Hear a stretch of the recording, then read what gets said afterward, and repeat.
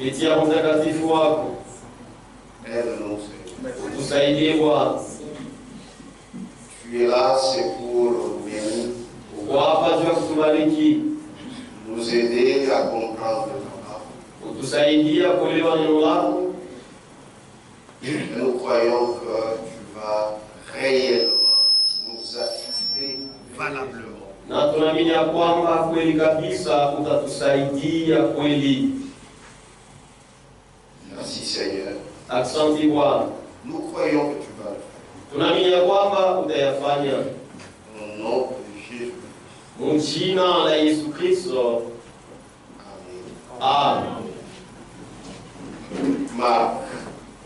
Marko chapitre 4. Marko sura ya 4 Verset 18. kuanzia sheria 18 Verset 19. mpaka 19. D'autres reçoivent la semence parmi les épis. Wengine wanapokea mbegu katikati ya miiba. Ce sont ceux qui entendent la parole, Ni wale wanasikia neno, mais en qui les soucis du siècle, lakini pale ndani yapo mahangaiko ya dunia, la séduction des richesses utongozi wa utajiri et l'évasion des autres convoitises na kuingiliwa kwa matamaa zingine étouffent la parole iko nazuiza neno et la rendent infructueuse. na iko naifanya bila kutoa matunda. Vous pouvez vous asseoir. Unaweza kukaa. Depuis le mercredi, Tangia ukazi tatu nous avons commencé à parler du thème qui est au tableau. tunaanza kusemea juu ya shina yenye kwa kibawa, La semence parmi les épines. mbeko katikati ya miiba. J'ai tiré ça de Marc 4, verset 18. Nilitosha Marko sura ya 4 sheria 18. D'autres reçoivent la semence parmi les épines. Wengine wanapokea mbeko katikati ya miiba. Et cette semence Na hii mbeko que d'autres reçoivent parmi les épines, hii wengine wanaipokea katikati ya miiba. Jésus le dit Yesu anasema dans Luc 8, 11, Luka sura 8 sheria 11, cette semence, ile mbeko c'est la parole de Dieu. ni neno ya Mungu, C'est la parole de vérité. ni neno la ukweli, Parce que seul Dieu dit la vérité. kwa sababu Mungu peke yake ndiye anasemaka ukweli.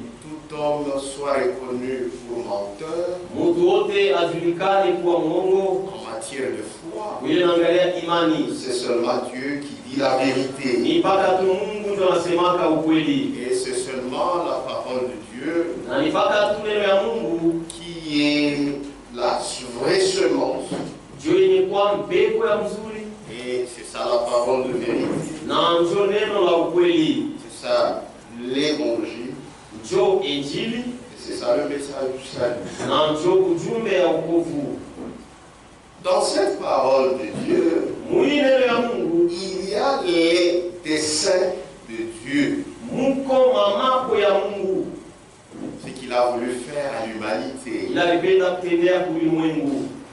Cela est contenu dans sa parole. Ile inapatikana ndani ya neno lake, Et tous ces desseins, na ile mambo yote ya Mungu c'est ce qu'on appelle en un mot la volonté de Dieu. ndio ile banaita kusema tu moya mapenzi ya Mungu. Et la parole, Na neno puisqu'en elle il y a les desseins de Dieu, ndani yake mko mambo ya Mungu, il y a la volonté de Dieu. mko mapenzi ya Mungu.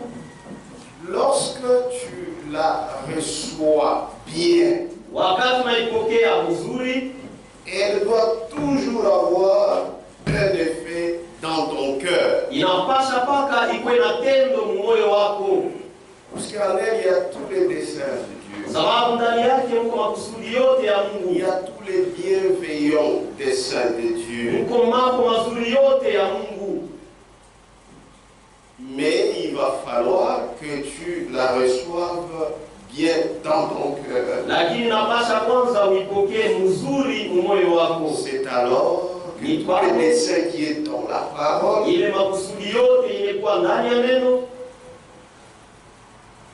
ça aura un effet en toi. itakuwa na tendo ndani yako.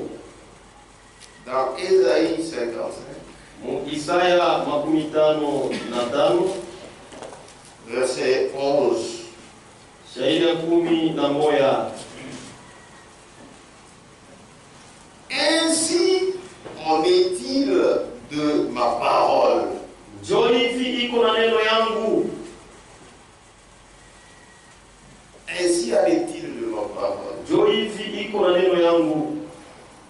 Ici, Dieu comparait sa parole Hapa Mungu alikuwa analinganisha neno lake à la pluie. na mvula. Qu'est-ce qu'il dit? Alors, La pluie, au verset 10. Shairi ya 10 juu ya mvula. Comme la pluie Paka vile mvula et la neige descendent des cieux na theluji zinashuka toka mbingu et n'y retourne pas sans avoir arrosé, fécondé la terre na hairudi yake bila kumimia mai na kuleta mboleo kubulongo et fait germer les na plantes kuchepusha miti sans avoir donné de la semence bila kupatia mbeko au semeur kwa mpandaji et du pain à celui qui mange. na mkate kwa yule konakula. C'est-à-dire quand la pluie et la neige Sa tombent, wakati mvula na theluji inaanguka, les deux accomplissent les desseins de Dieu. yote mbili natimizaka makusudi ya Mungu. Quoi? Nini? Arroser la terre, Kumimia mai kubulongo, féconder la terre, kuleta mboleo kubulongo, faire germer les plantes. kuchepusha miti. Et quand la pluie, la neige, Wakati mvula na theluji Dieu les envoie, Mungu anajituma, ça ne peut pas retourner à lui haliwezi kurudia kwake sans avoir fait les desseins pour lesquels il les a envoyés. bila kutimiza mambo juu ya ile alitumia. C'est ainsi qu'au verset 11, Na njo hivi pa shairi ya 11 il dit, anasema, ainsi en est-il de ma parole. na njo vile neno yangu iko. De la même manière que la pluie et la neige, quand Dieu les envoie, Akavyo namna moya mvula na theluji kama Mungu anajituma, c'est pour arroser, féconder, ni za kumimia mai, kutia faire mboleo germer les na plantes. kuchepusha miti. Ainsi en est-il de ma part, Na njo vile neno yangu iko. qui sort de ma bouche. Ile kunatoka mkinwa yangu, Elle ne retourne point à moi sans effet. haitavutia kwangu kamwe bila kutenda tendo. Donc si Dieu envoie sa parole, Basi kama Mungu anatuma neno lake, en elle il y a les desseins de Dieu. ndani yake mko mambo ya Mungu. Et si tu reçois bien cette parole dans ton cœur, Na kama unaipokea mzuri ile neno moyo wako, les desseins pour lesquels Dieu a envoyé sa parole, mambo juu ya ile Mungu alituma neno lake, ça va se réaliser en toi. itatimilika ndani yako. Elle ne retourne point à moi sans effet, Haitavutia kwangu bila kutenda kazi, sans avoir exécuté ma volonté bila kutimiza mapenzi yangu et accompli mes desseins. na kutimiza makusudi yangu. Ah. Donc, dans la parole, Basi ndani ya neno il y a les desseins de Dieu. muko makusudi ya Mungu,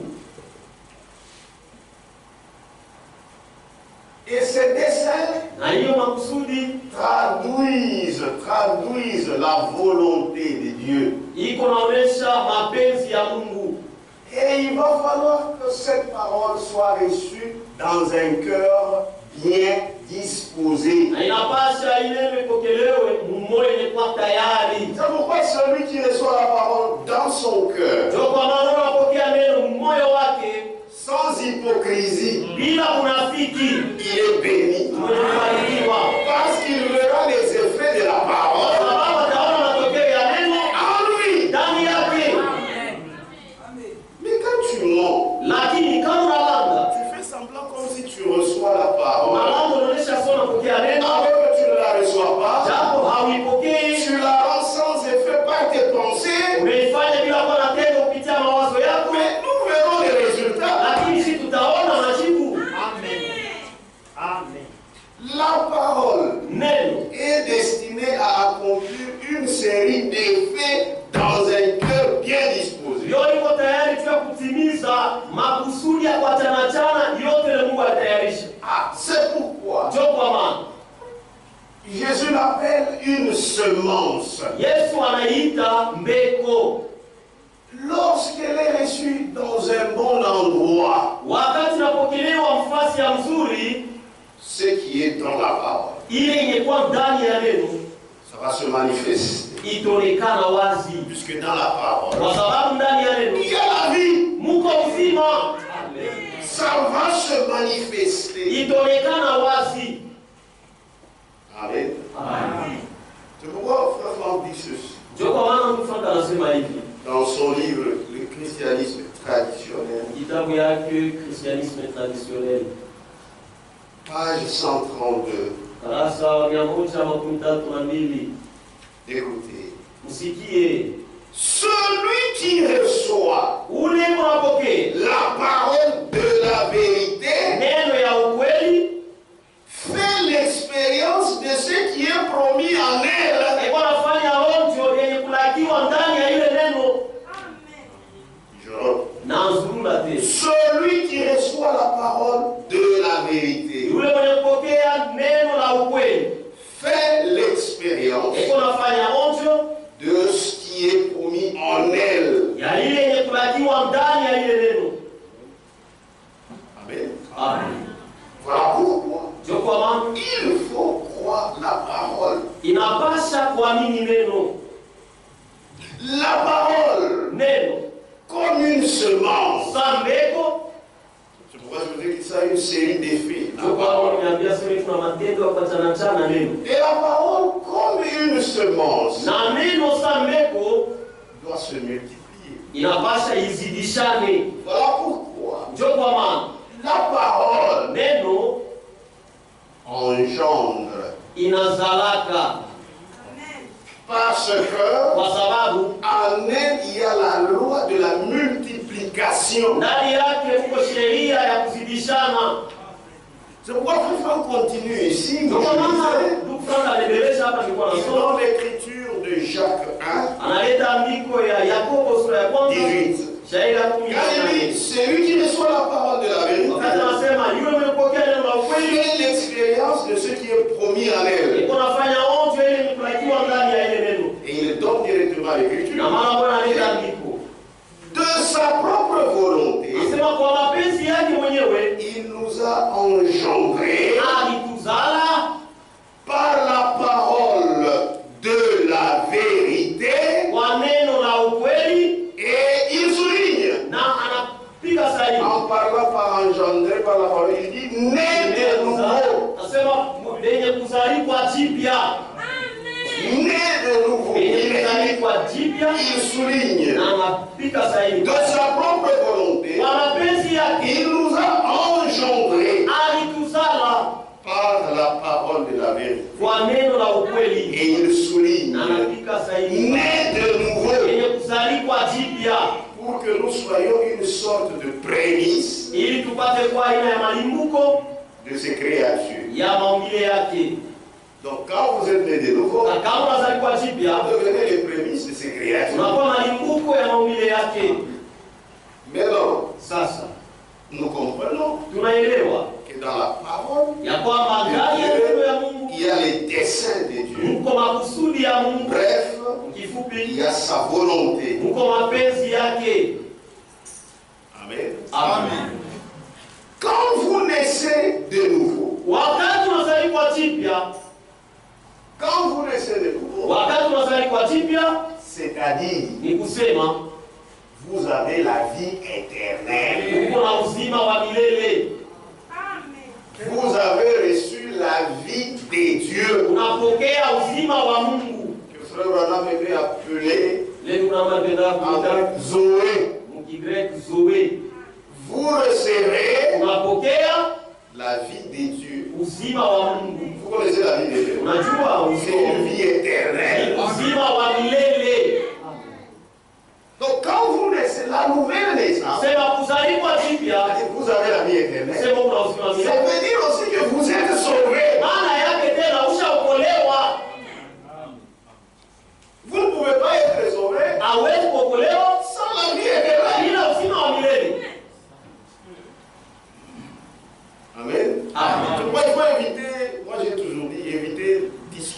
mots. Ndio kwa maana tunasema kila mara inapasha kuepuka Les Écritures, il faut les comprendre, c'est une grâce. maandiko yanapasha kuelewa, ni neema. Amen. Amen. Donc quand vous naissez de Na nouveau, wakati unazali kwa jipya, vous avez la vie éternelle. kusema uko na uzima wa milele. Et la semence pour cette vie-là, Na mbegu juu ya ile uzima ile. c'est quoi? Ni nini? C'est la parole. Ni neno. Puisque en elle, dans la parole, Sababu ndani yake, ndani ya il y a les desseins de Dieu. Mungu makusudi ya Mungu. Voilà pourquoi la Bible dit, Ndio kwa maana Biblia inasema Proverbe 13, Mezali sura 13 celui qui méprise la parole ule atazarau neno se perd. atapotea. C'est pourquoi il ne faut pas mépriser la Kwa parole. maana ipashe kuzarau neno. Mais le diable, Lakini shetani il pousse les gens à mépriser la parole bazarau neno pour qu'ils n'aient pas la vie. ili basipate kushima, Et cette vie-là, na ile uzima c'est la vie de Dieu. ni uzima wa Mungu. La semence pour cette vie éternelle, Mbegu juu ya ile uzima wa milele, Frère Branham explique, Yunama anafasiria dans la parole parlée, et la semence originelle, neno ni kusemewa ni mbegu ya kumwanzo, page 3, ukurasa wa 23, paragraphe 134, wazo wa 134, il parle. anasema La semence de la vie, mbegu ya uzima qu'est-ce que c'est? ni nini? Lui-même répond. Ye moya anajibu, La parole de Dieu. neno ya Mungu. Par conséquent, Kwa matukio pour avoir la vie, juu ya kupata uzima, vous ne pouvez pas passer par un credo. hauwezi kupitia kwa mafundisho ya watu, Vous ne pouvez pas passer par une dénomination. hauwezi kupitia kuzehebu. Vous devez revenir Unapasha kurudia à la parole là. neno pale. Il faut toucher sa Bible. Alikuwa anagusa À Biblia la yake. parole là. Neno pale, La semence de la vie. mbegu ya uzima. Et il dit très bien. Anasema très bien, La semence de la vie éternelle. mbegu ya uzima wa milele C'est quoi? ni nini? C'est la parole de Ni Dieu. neno ya Mungu. Ne méprisez pas la parole. Usizarau kamwe neno. Et je ne vous apprendrai jamais à mépriser la Na parole. sitanifundishaka kamwe kuzarau neno. Amen. Amen.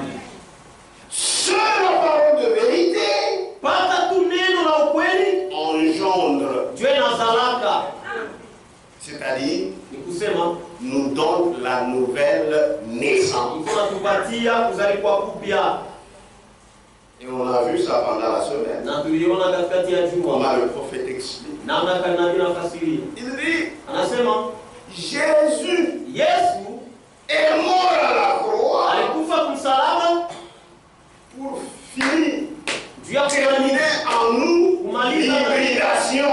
mchangambeko Ce qui a été fait dans le jardin d'Éden ile ifanyikaka bustani ya Edeni avec Ève. na C'est Eva, ce qui nous a hybridés. ile ilikuchanga.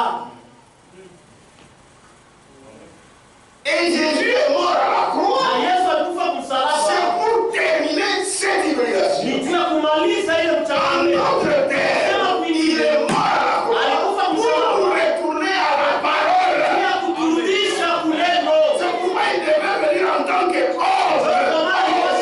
Il verse son sang Aonge damu yake et vous croyez. na naamini Vous retournez à sa na parole. unarudia kuneno lake. Amen. Amen. C'est pourquoi quand on comprend bien la croix, Ndio kwa maana kama unaelewa mzuri msalaba, c'est que tu as compris le plan du ni salut. kusema ushakuelewa mambo ya Mungu ya wokovu, Mais les gens minimisaient la croix. lakini watu walikuwa na dharau Ils msalaba. pensaient que la croix ni mambo kwa kwanza kwanza. Kwa walikuwa na wazee sema la La croix ndio mambo yenyewe. kwa c'est ça même. C'est ça le point central du christianisme. Ya Kikristo. C'est ça la bonne nouvelle. Ndio habari njema. Le grand Jéhovah, Yehova il mkubwa s'est fait chair alijifanya mtu pour nous sauver. Bila Nous kutuokoa. sauver de quoi? Kutuokoa. Branham explique. Branham anafasiria L'hybridation. toka mchangambeko.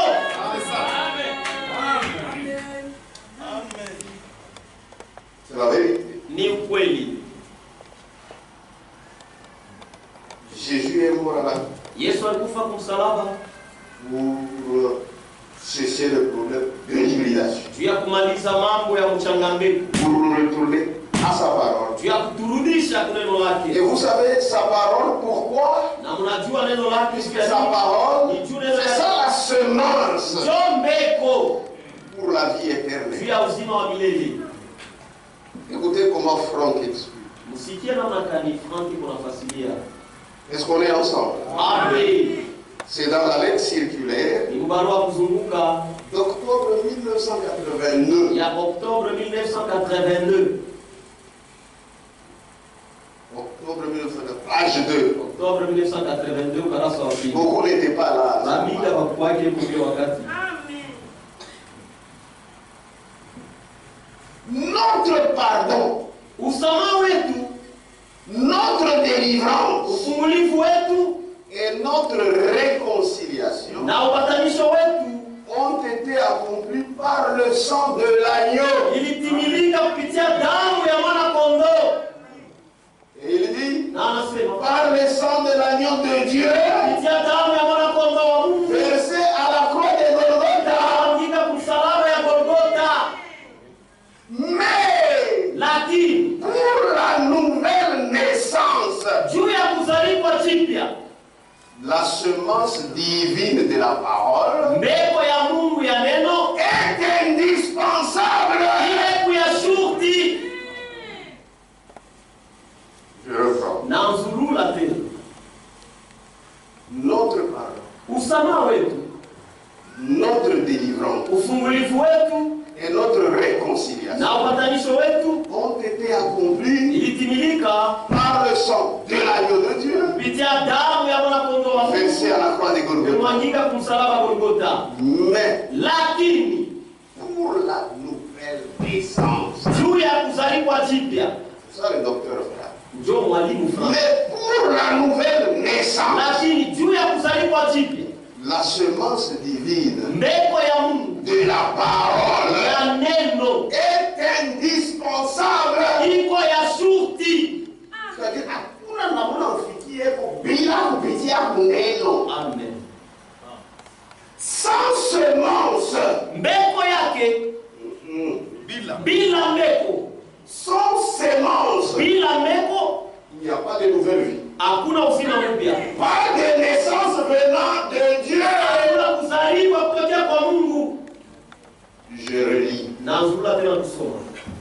Notre pardon, Usamaha wetu, notre délivrance ufungulivu wetu et notre na réconciliation upatanisho wetu ont été accomplis ilitimilika par le sang de l'agneau de Dieu, kupitia damu ya mwana kondoo wa Mungu versé à la croix de Golgotha. msalaba wa Golgotha. Mais pour la nouvelle naissance, Lakini juu ya kuzaliwa chipya, la semence divine de la parole mbegu ya Mungu ya neno est indispensable. iko ya shurti. Sans semence, Bila mbegu il n'y a pas de nouvelle vie. hakuna maisha, hakuna uzima Pas de mpya. naissance venant de Dieu. Hakuna kuzaliwa kutokea kwa Mungu. Et frère Branham dit, Na tu unaona la nasema semence pour la vie éternelle, mbegu tu uzima wa c'est milele la parole de ni Dieu. neno ya Mungu. Ababika ne dit quoi? Non, non, il me laisse. Franck a bien compris le message. Les gens le lisent mal. C'est comme quand les nouvelles lumières étaient sorties. Qu'est-ce qu'on dit? Oh, c'est Franck, c'est Franck. Franck n'a jamais prêché cette chose. Que Dieu vous bénisse. Il faut la semence. Inapasha mbeko. Donc nous disions, Basi tulikuwa nasema dans la parole, ndani ya il y a les desseins de Dieu. yuko makusudi ya Mungu, C'est-à-dire ni kusema la volonté de Dieu. mapenzi ya Mungu. Et nous avons dit, Na tulisema tena comme la Bible nous l'a dit, vile Biblia ilituambia que cette parole, ya kwamba ile neno il y a aussi le dessein à l'intérieur d'engendrer. muko vile vile makusudi ndani yake ya kuzala. La parole de Dieu engendre. Neno ya Mungu Il y a la inazala. loi de multiplication. Tuko sheria ya kuzidishana. Nous sommes là. Tuko hapa. Nous sommes nés de la parole. Hapa tulizaliwa tokea neno. J'ai la nature de Christ en Niko moi. na asili ya Parce Kristo que je ndani suis yangu. né de lui. Kwa sababu nilizaliwa tokea kwa neno lake. Amen. Amen. Lorsque vous êtes engendré, Wakati umezalikwa, vous avez la vie de Dieu. unapata uzima wa Mungu. Je vous disais, Ilikuwa ananiambia c'est que vous êtes sauvés. ni kusema ushakokolewa.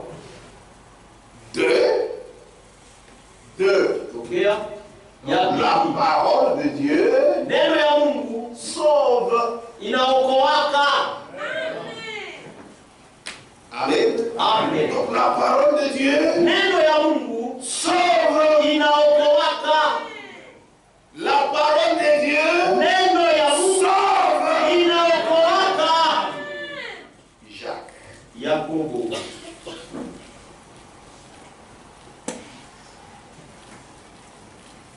Jacques chapitre Yakobo sura ya kwanza 1, verset 21. shairi ya 21.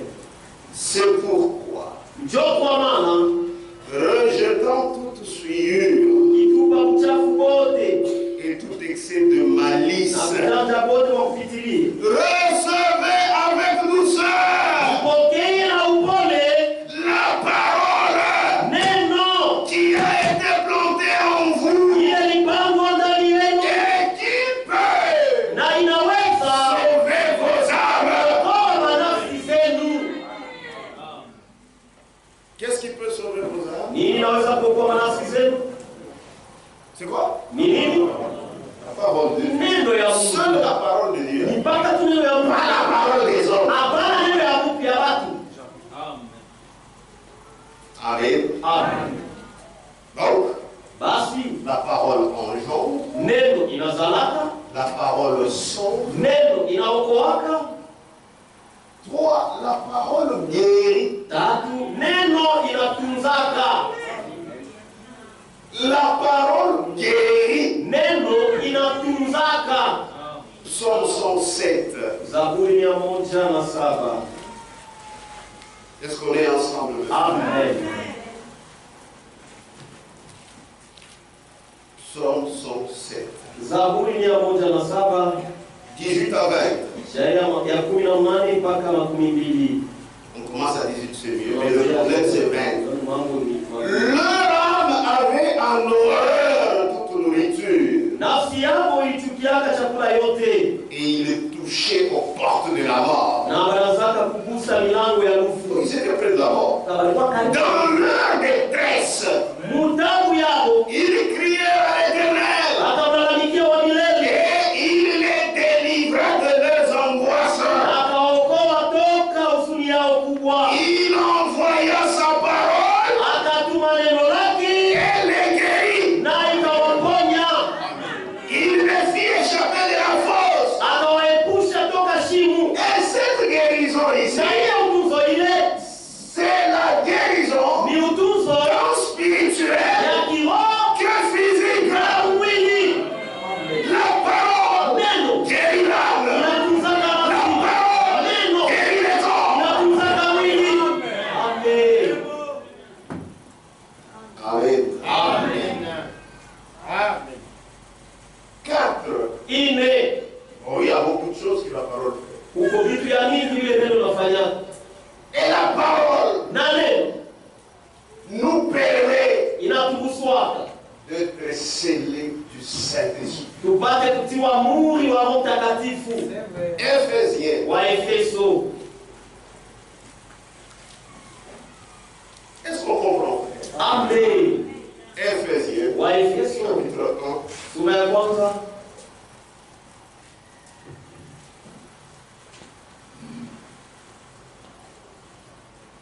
Verset 20.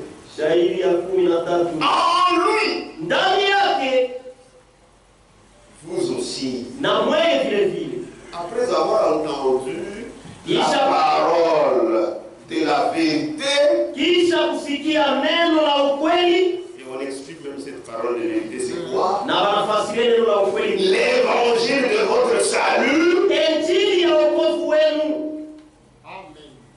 En lui, vous avez cru. Ndani yake mliamini, Vous avez été scellés mlitiwa du muhuri Saint-Esprit wa Roho qui Mtakatifu, avait été promis. ile inakiwaka. C'est après avoir entendu la parole de vérité. Nikisha kusikia neno la ukweli. Amen. Et les gens ne comprennent rien. Na bado wanaelewa Quand ils lisent ça, kama wanasoma hivi. la parole, c'est pas pour les Saint-Esprit. Naona mtu neno ni tu tupate roho Le mtakatifu. Saint-Esprit, Hapo mtakatifu. pour avoir le Juu ya Saint-Esprit, kupata roho il faut mtakatifu. d'abord être sauvé. Unaweza kwanza uokolewe. Si tu n'as pas la nouvelle naissance, tu n'auras pas le Saint-Esprit. Kama unataka kuzaliwa jipya utapata roho mtakatifu. Nous ne croyons pas que la nouvelle naissance, c'est ça le Saint-Esprit. Jambo aminiaki ya kusema La nouvelle naissance, c'est une chose. kuzaliwa Le Saint-Esprit, c'est une autre. na roho mtakatifu ni kitu kingine. Amen. Que Dieu vous bénisse. Mungu anibariki. Je pense que c'est clair. Naweza kusema iko wazi. Et ce message a toujours été clair. Na hii ujumbe inakalaka mpaka wazi. Recevez bien la parole Mupokee mzuri neno pour qu'elle accomplisse ili pate l'objet kutimiza pour lequel difusion yenyewe elle a été envoyée. ilitumwa. Amen. Amen. Je lis Franck. Na musoma Franck. C'est la prédication prêchée à Krefeld. C'était le 2 septembre 1984. Le 2 septembre 1984. Le 2 septembre 1984. Le 2 septembre 1984. Ici, on précise même l'heure à 10 heures. Hapa wanaonyesha na saa 10 heures. Usikie. Est-ce qu'on est ensemble, mes frères? Et tuko pamoja wa ndugu. Nous ne venons pas au service divin Hatukuyake kukazi ya Mungu pour que les promesses données puissent s'accomplir. Non. Nous ne venons pas au service divin hatukuyake kukazi ya Mungu pour être informés sur les promesses de Dieu. juu tupate kujulishwa yule ya malako ya Mungu, Mais nous venons au service divin lakini tunakuyaka kukazi ya pour Mungu que les promesses données ili malako ile yenye kuletwa puissent s'accomplir au travers de nous. ipate kutimizwa kupitia sisi. Et les promesses de Dieu se trouvent. Na malako ya Mungu yanapatikana wapi? La parole. Ni ndani ya neno. Amen. Nous savons Tunajua ce qui est contenu dans la parole de Dieu. yenye kuwa ndani ya neno ya Mungu. Nous ne sommes pas des novices dans le royaume de Dieu. Sisi tuna basasa ufalme wa Mungu. Oui, c'est vrai. Ndio, nous ne sommes pas des novices. Nous ne sommes pas des novices dans le royaume de Dieu. Hatuna basasa ufalme wa Mungu. Mais jusqu'à présent, Lakini mpaka hapa il semble que nous nous réunissons tous ensemble tunaonekana sasa tuko na kusanyika et que nous sisi écoutons avec toute notre attention na tuko nasikia na uangalifu wote wetu les paroles de Dieu maneno ya et Mungu les promesses de Dieu. na malako ya Et Mungu, que nous pensons ensuite, na tuko na waza kisha eh bien, sawa c'est beau. mzuri, Oh, il prêche bien. hainabili Oh, mzuri, c'est beau. hai Ce mzuri, n'est pas ça. haina vile Eh bien, c'est beau. sawa, ni mzuri, Et nous pensons na que tunawazia sema c'est tout. njoo yote tunaishi. Non! Hapana, hapana, Ce n'est que la première partie. ile ni kipande tu ya kwanza Écoutez. kusikia, Mais la deuxième partie lakini kipande ya pili en fait aussi partie. na hiyo ya mule ndani, À savoir que kujua ya kwamba Dieu puisse accomplir à l'instant Mungu aweze kutimiza hapa hapa en toi ndani yako et en na moi ndani yangu la parole que nous écoutons. neno ile tuko nasikia. Amen. Ce n'est que là Ni mpaka tu pale qu'il aura accompli l'objectif pour lequel il a été envoyé. ndio atatimiza kifukuzio ya kienyeji ilitumiwa. Sinon, nous pouvons passer notre vie entière Tunaweza kupitisha maisha yetu à écouter kusikia et ne pas entrer en possession de ce que Dieu nous a promis. na kushindwa kushika yote vile Mungu alitulaka. C'est vrai. Pourquoi il faut bien recevoir la parole? Ndio kwa maana napaswa kupokea Recevez mrefu, avec douceur. kupokea na upole Que ça vous sauve. ili niokoe. Amen. C'est pourquoi je vous disais, Ndio kwa maana niko na ici, unaweza ou kuwa bien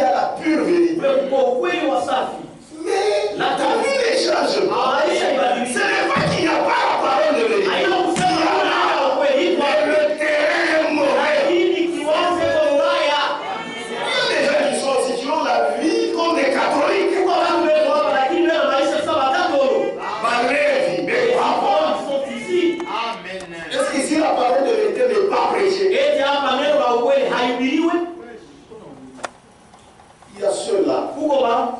Ici, on va s'aider à ça. Aleza kukomele. Il y a autre chose. Même quand nous entendons, Hata tunasikia. nous nations la pluie de l'intérieur. Frère, c'est la chair de poule. Parce que bon, pour moi, dans Abidala, Yesu yangu, ça n'existe pas. C'est vrai. ah ouais, dans mon frère, Marc, Oh non, on a attrapé le frère en flagrance délit d'adultère. il est tout le monde là. Donc, ce sont des choses Tulisha kwa samirisha kuisha qui kazi. sont des choses très révolues. Un frère qui drague une soeur. D'où qu'on a dragué dada. Utaanzaje? Comment tu vas commencer? Mais unaanzaje? Comment vous commencez? Tu l'arrêteras comment? Utamsimamisha je? Amen. Le Sylvain, oui. Ndugu Sylvain. Unaanza toi drague. Commencez. C'est la parole qui nous a aidés. Si neno ndio kusaidia. Parce que nous l'avons bien reçu. Kwa sababu tulipokea mzuri. Mais toi, tu l'as mal reçu. Lakini wewe ulipokea mbaya. Buadui, paka wewe. C'est toujours toi. Wewe kama banakushirikisha, abishaki. Voici on t'énerve, ça ne termine pas. Ce n'est pas bien. Amen. Uko kikwazo. Tu es un scandale. C'est vrai.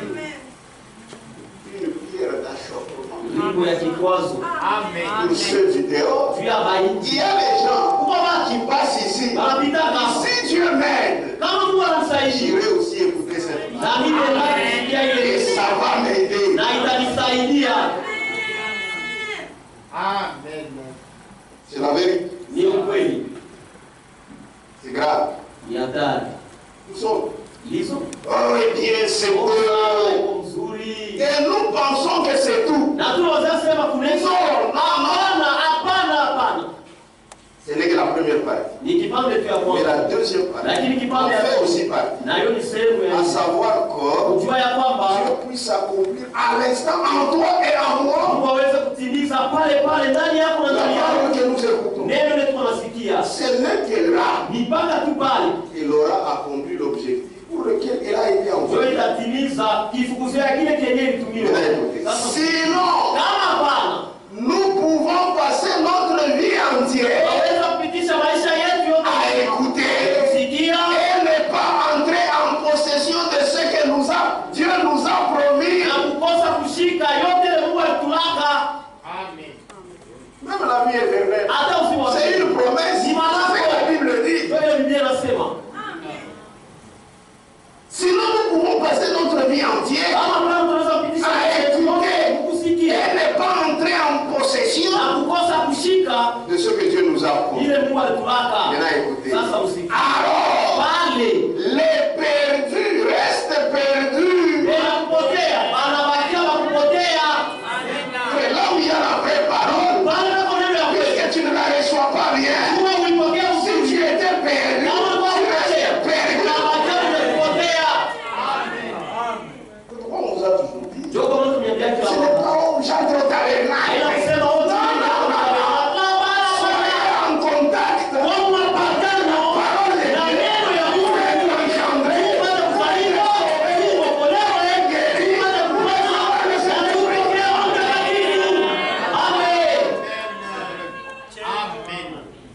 Sinon, tu resteras toujours comme ça. Tu nous accompagnes. Tu nous donnes même l'argent de construire des bâtiments. Et toi-même, c'est C'est vrai. Amen. mais si nous pouvons croire Lakini kama tunaweza kuamini que nous venons au service divin, ya kwamba tunakuwa kwa kazi ya Mungu, non pas pour écouter, hapana tu et kufikiria réécouter na encore, kufikiria et ingine encore, et encore. ingine tena, Ça aussi c'est important. ile nayo ni ya mafaa. Écouter, Sikia, réécouter encore. sikia tena, lakini Nous ne venons pas seulement pour écouter, atuko yake tu ya kusikia, il y a tout. kusikia tu, Mais pour faire l'expérience avec Dieu, lakini tu ya kufanya onjo na Mungu, expérimenter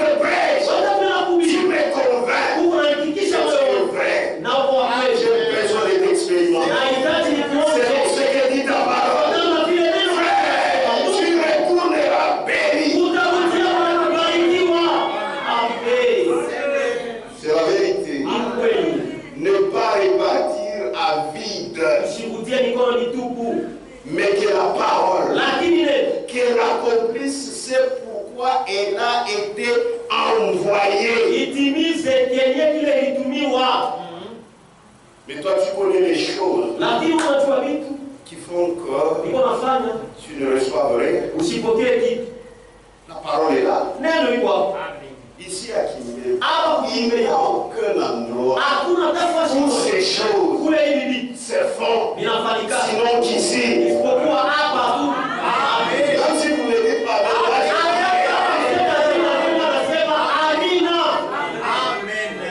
mais là, pourquoi tu es comme ça? Sasa juu ya nini uko mpaka vile? C'est pourquoi, frère, Ndio kwa maana ndugu, chercher les âmes perdues. atafute manafsi na kupotea. Nous, quand on croyait, on ne prêchait rien que la parole. Tunaweza kuhubiri tu Nous neno. comprenions notre travail. Kwa kazi yetu. Là, aujourd'hui, Sasa les leo gens restent les bras croisés. baba sasa bakia mikono ya kufunga. Haina mambo. Ce n'est pas un problème. Na wewe una Yesu. Et aussi en Jésus. Vous ne comprenez rien. Amwelewe kitu. Les dénominations ne doivent pas rester à l'aise. Si nous sommes encore sur cette terre. Pourquoi vous avez maintenant une vie sale comme eux? Vous vous habillez mal.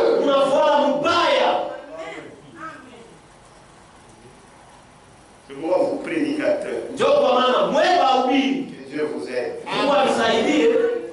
Mutasamba. Vous allez rendre compte. Mutasamba. Vous allez rendre compte.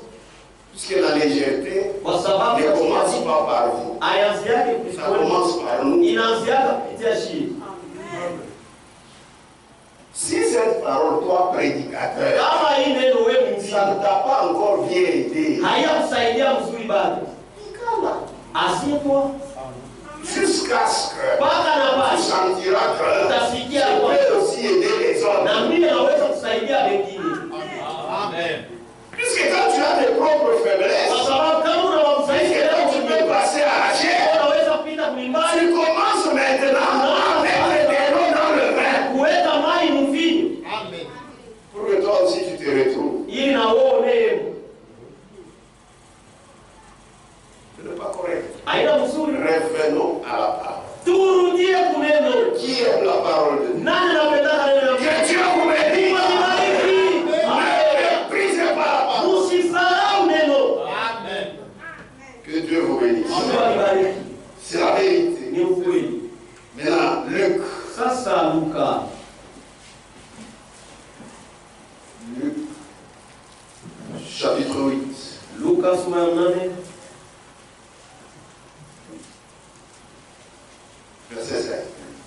shairi yake ya 5. La semence parmi les épines. Mbeko katikati ya miba.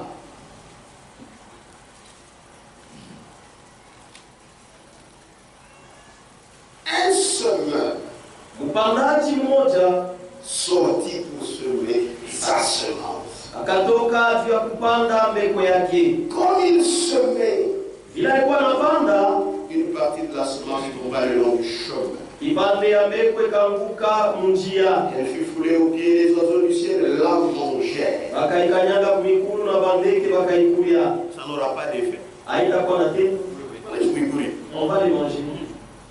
Madèche a pu courir. On a déjà mangé ça. Une autre partie tomba sur le roc. Kipande ingine kaanguka pa mwamba, Et quand elle fut levée, wakati ikomea il s'échappe. ikakauka, Parce qu'il n'avait pas d'humidité. kwa sababu kukwe mai Ça ne fera pas d'effet. haitakuwa na matendo. Une autre partie Kipande ingine tomba au milieu des épines. ikaanguka katikati ya miba, Les épines crurent avec elle miba ikakomea pamoja na mbeko et l'étouffèrent. na ikaizuiza. Ça ne fera rien. Amen. Amen. Verset 11. Shairi ya 11.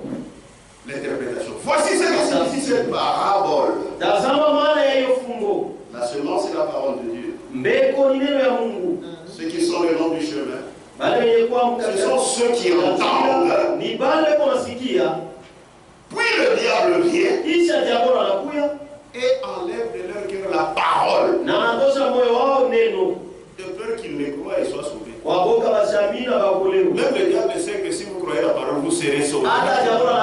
Mais où est utaokolewa. Mais toi, tu ne sais la pas. parole ne sort pas. Neema yuko wapi? Ça, c'est le même langage avec le diable. Ile ni kusema kumwona na diabolo. Pour séduire les gens. Mais puis le diable sait. Lakini yeye diabolo anajua. Et enlève de leur cœur la Na parole. yuko anatosha ndani ya moyo wao. De peur qu'ils ne croient et soient sauvés. Waboka bashamini na bashokolewe. Ceux qui sont sur le roc, Bale wenye kwa yule ya ce sont ceux qui, lorsqu'ils entendent la parole, ni bale kama nasikia neno la reçoivent avec joie. wanaipokea na furaha. Mais ils n'ont point de racines. Lakini bana na mizizi. Ils croient pour un peu de temps. Tena komea kujua wakati kidogo. Et ils succombent au moment de la tentation. Na weko naanguka wakati wa jaribu. Oh, mtoto ananikufa. Mungu ulikuwa wapi? Unaniacha au nipende? Na mimi naliacha. Ayo. Wawawe. Ce qui est tombé parmi les épines. Ile yanguka katikati ya miba. La semence parmi les épines. Beko katikati ya miba. Ce qui est tombé parmi les épines. Ile yanguka katikati ya Ce miba. sont ceux qui, Nibale. comment vous êtes allés, C'est ça mon ayant entendu la parole, Nibale wasikia neno. la vraie parole, la parole de vérité, Neno la ukweli. s'en vont. Banaenda. Et la laisse étouffer par les soucis. Na baliacha kuzuizwa na mahangaiko. Soucis, par les soucis, Kupitia masikitiko, les richesses mautajiri et les plaisirs de la vie. na maanasa ya maisha. Ils ne portent point de fruits Abatoe kama matunda qui viennent à maturité. ile ya kukomea. La semence parmi les épines. Beko katikati ya miba. Allons maintenant dans Marc. Twende sasa Marko. Puisque les évangiles synoptiques, Matthieu, Marc, Luc, Sababu ya injili ya ils parlent de ces paraboles. Luka anasemea juu ya hii fungu. Marc 4, Marko sura ya 4.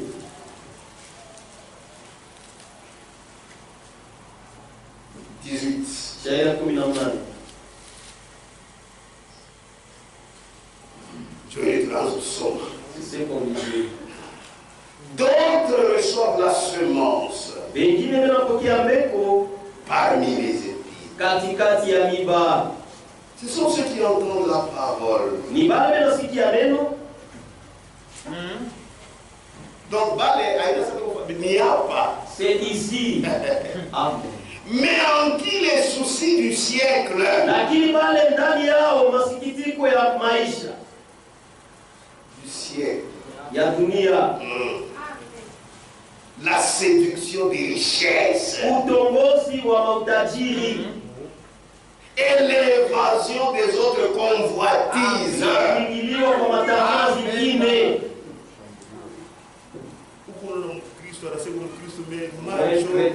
Une fois na tamaa ya dunia Ils sont déjà conduits par l'envie du monde.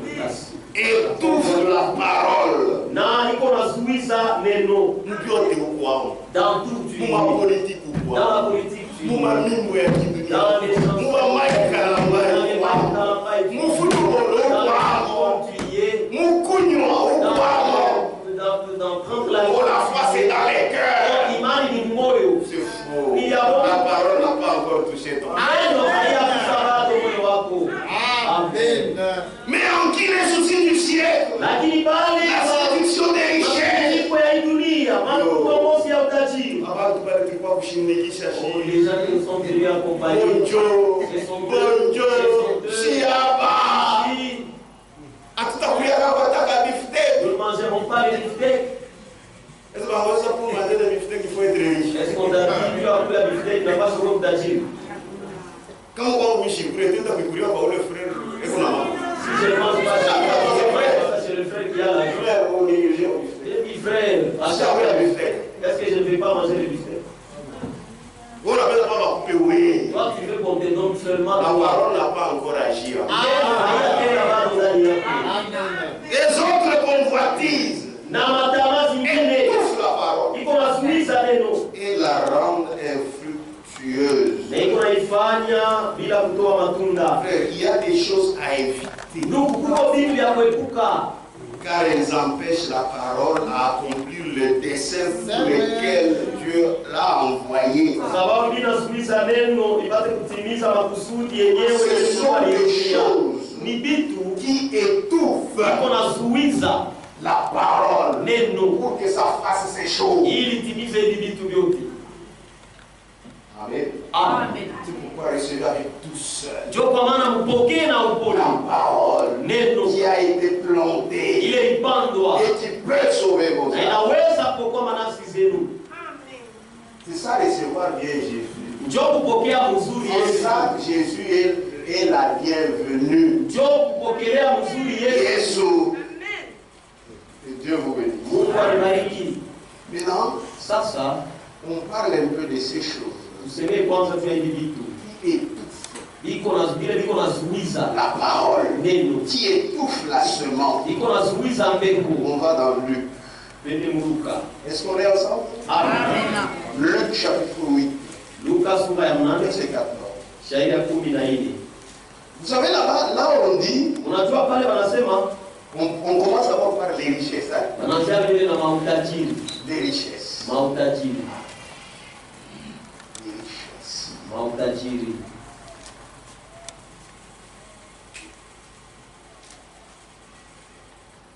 Non, non, je commence d'abord par les soucis. Wanaanzia kwanza na masikitiko. Les soucis. Masikitiko. Comment on a tout embellé? Il y a d'autres gens, c'est comme ça. Si vous allez les visiter, Maintenant, un souci. il est toujours là, soucieux, sikitiko. Les soucis. Masikitiko.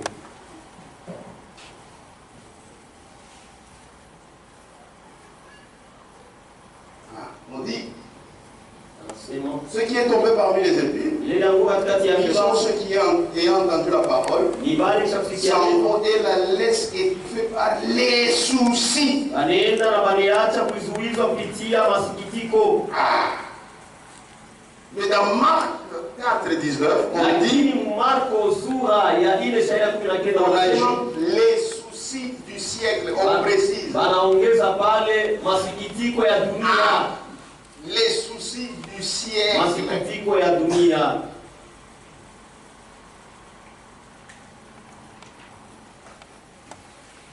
Et c'est bien précisé du siècle. Na hapa wanatakatisha mzuri dunia. Parce que dans le temps, Kwa sababu zamani il n'y avait pas de téléphone Android. hakukwake matelefoni Android. Pour le moment, c'est Kwa téléphone sasa Android. ni telefoni Android. Donc on a un monde. Vous voyez quelqu'un, Voilà, on n'est pas à mesure de t'acheter.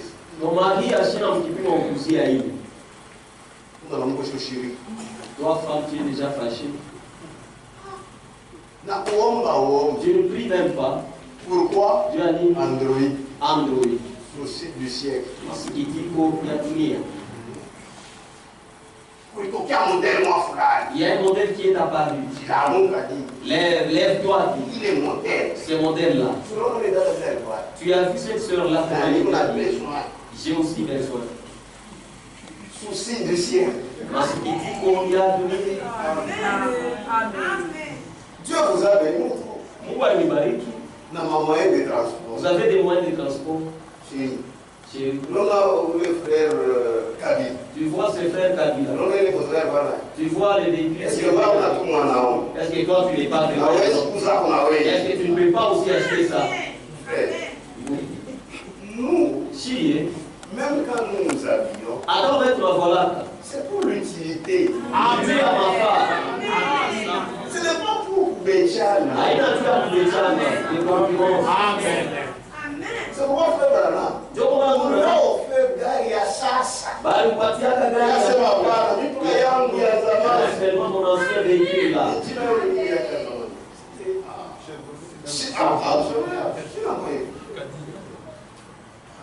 Ila frère ya bei yana zikatala frère. Il est refusé. Il y a des gens, carrément, tu es sauvé. Kama tu ya bosi okolewa. On y a été à Et où on a quelqu'un, Vous voyez où? il s'habille. Alors, Après, on se voit dans le coach. comme je suis habillé en fait. S'il voit qu'il y a des conditions trop basses, je ne porterai jamais ça. Je ne peux pas porter ça. C'est quoi? J'ai pris un type qui n'est même pas de mon niveau, habillé dans cette veste. Les soucis du ciel. Ça prouve que la parole n'a pas agi. Quand tu fais ça, il y a quelqu'un qui n'a même pas un franc. Que Dieu vous aide. Que Dieu vous aide. Pourquoi il y a même des gens, quand ils donnent quelque chose, c'est ceux qui considèrent de rien du tout.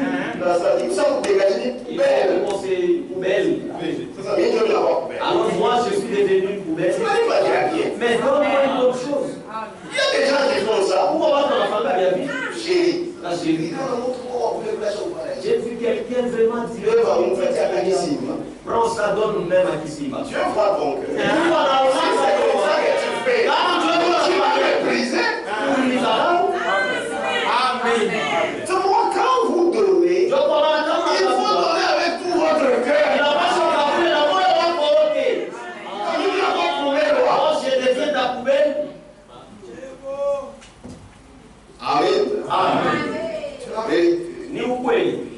Les soucis du siècle. Masikitiko ya dunia. Matthieu 13 dit aussi ça. Les soucis du siècle. Les soucis sont les ennemis de la parole. La parole n'aura pas d'effet. Un enfant de Dieu se contente de ce que Dieu l'a fait. Amen. Puisque la parole de Dieu me console. Amen. Frère, Amen. qu'on ne vous trompe pas. Nous choisissons ne pensez pas que nous aurons les mêmes moyens matériels. Même dans l'église primitive, la nécessité, mais ils avaient le même Dieu. Ceux-là qui avaient les moyens. Il ne faudrait pas prendre ça. Non. Ce que Dieu nous a fait, c'est très grand. C'est très merveilleux. Nous, on avait bien vécu. On nous avait chassé à l'école. Moi, j'ai été à Colombie. Tellement qu'on a compris la parole. On a bien vécu. Moi, je savais que tous sont les frères. Alors nous, on allait seulement dans le qu'on aille voir tel frère. Là-bas, on a sonné. Oui, c'est moi, le frère tel. Mimi et nous, quand nous foulons. Vous voyez des jeunes qui ont. Le frère est là, oui, il est là. Une grande frère, nous avons faim. Donnez-nous à manger, que nous mangeons. Les enfants sont venus. Tu vas refuser de leur donner à manger. On nous avait connus. Et on ne souffrait plus. Même en allant à l'école,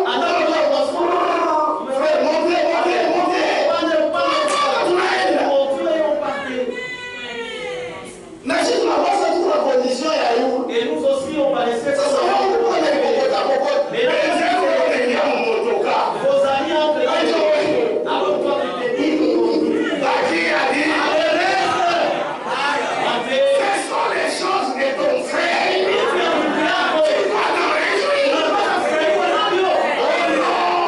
J'attends seulement quand le Seigneur me donnera.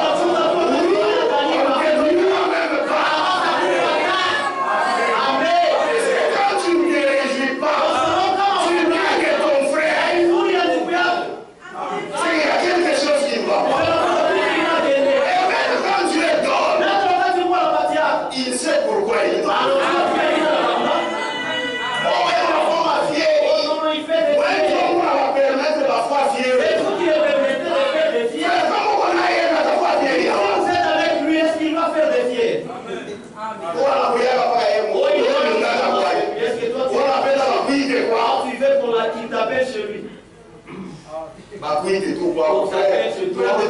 Frère, viens on mange. Allons manger. Amen. Amen. Masikitiko. Tu vas mourir. Nous en Jésus, Si il nous a donné des frères, il nous a donné des sœurs.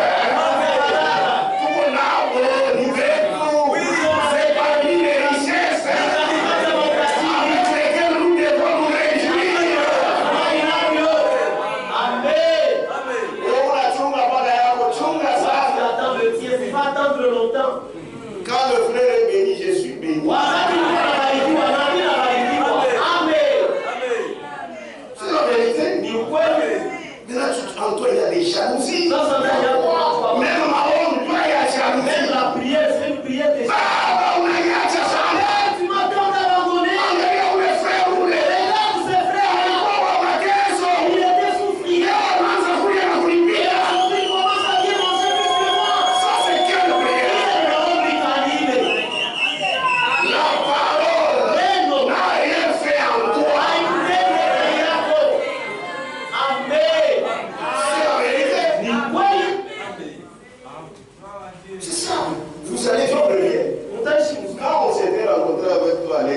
j'étais chez mes frères, j'ai fait le dominant.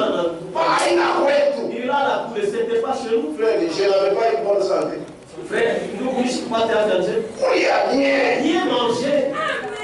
C'est comment on a dit ça, ça n'a pas pour la donner à mon alors tu es là, tu te retires. Frère, j'ai dit à mon motocar. Frère, rentre dans les véhicules. Ils entrent d'abord. Alors que nous n'avons rien. Est-ce que moi, il est au c'est aujourd'hui tu me donnes que je te donne aussi. Non, ce n'est pas comme ça. Même si tu me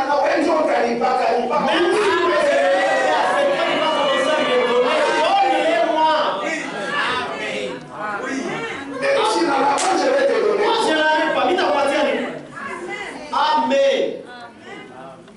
Bon, on va comprendre. J'ai pour la profiter. Nous sommes en train de profiter. Nous les rentrons, c'est dans les frères. Amen. Amen. Amen. Il a fait des études pour moi en 6e. Ah, il n'y a pas ma somme en 6e. Mais c'est mon frère. Frère, l'argent, je n'en ai pas. Anatosha pesa. Ananipa. Amen. Amen. Alors vous êtes toujours là. C'est votre problème. Les frères, les aigris. Alors le groupe des frères aigris.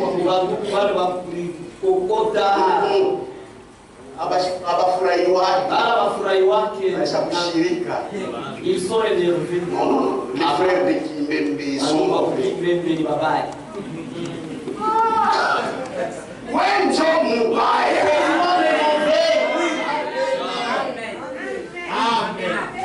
Nous allons te voir comment tu te caches.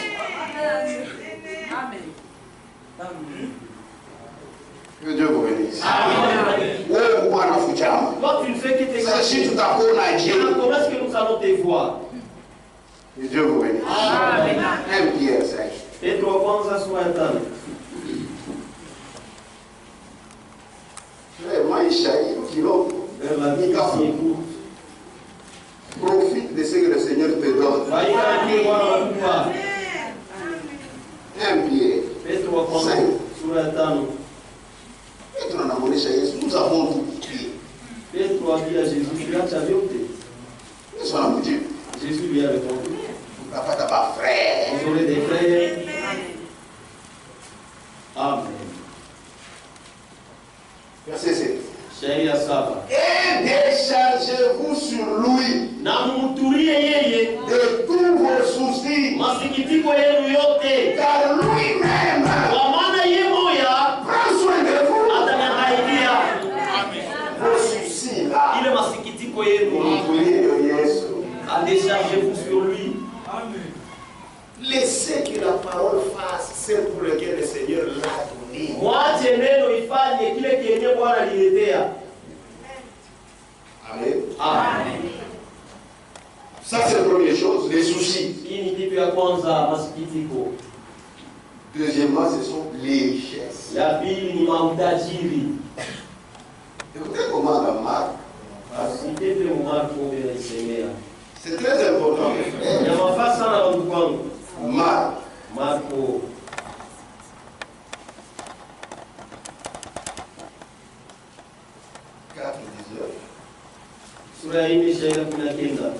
Mais en qui les soucis du ciel?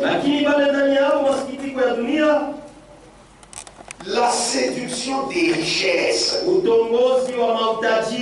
Mais dans les 8, on dit seulement les richesses. Marc 4,19, on dit la séduction des richesses. Matthieu 13,22, on dit aussi la séduction des richesses.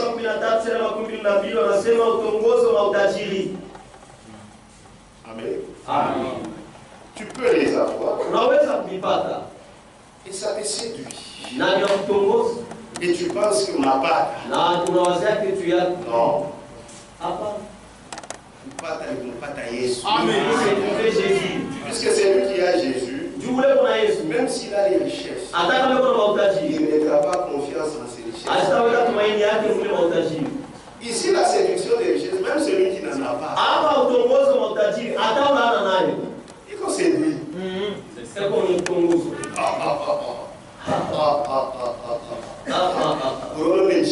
Tu as vu cette Égypte-là? On a 2 heures. On est après la table de la chambre. Il est là en train de vanter. Est-ce que tu as vu les pneus là? En tout cas, c'est vraiment quelque chose. C'est un moyen de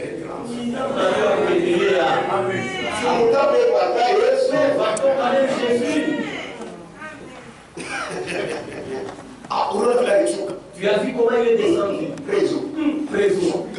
Tu regardais une coach. Regardez d'abord la veste. Tu sais c'est combien? 300 000 $. 300 000 $. Attends, 500. Comment c'est 500? 300. 500. Répétez. Tu gagnes. On va pas dire mon nini. Oui. On est au Caraïbe.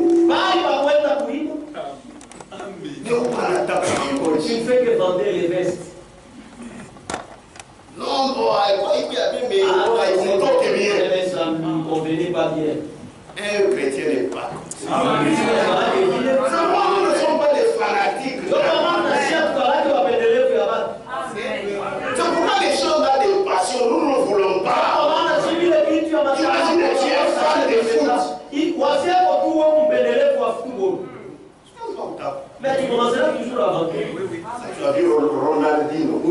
Ronaldinho. La façon Tu as vu comment il a fait ceci. Ah, pour la mingue. Ah non. Tout à payé. Mais vendre Jésus. Et Jésus n'aime pas ça.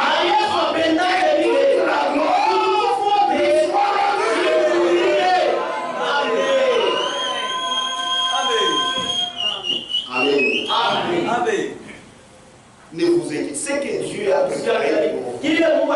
Ceux qui n'ont pas. Vous pensez que les gens qui ont des richesses, tous ont suivi. Non. Non.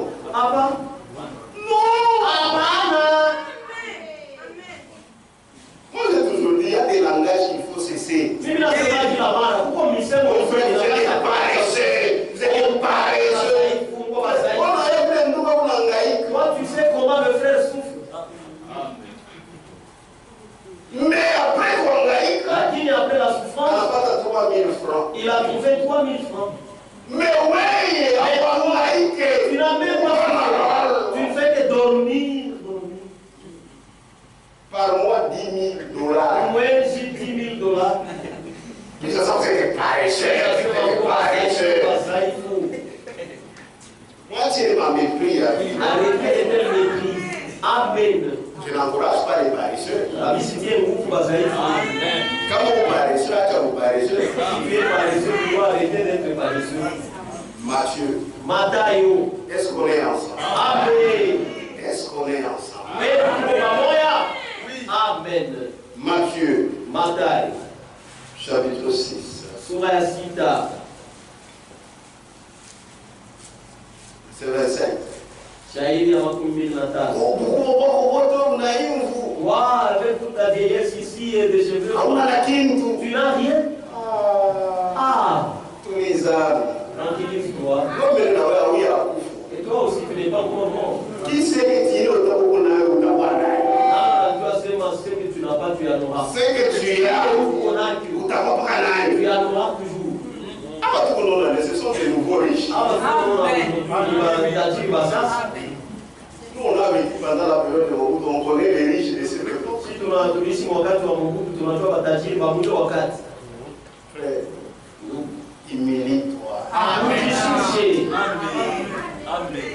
Matthieu chapitre 6. Verset 25. C'est pourquoi je vous dis. Ne vous inquiétez pas pour votre vie. De ce que vous mangerez, ni pour votre corps. De quoi vous serez vêtus?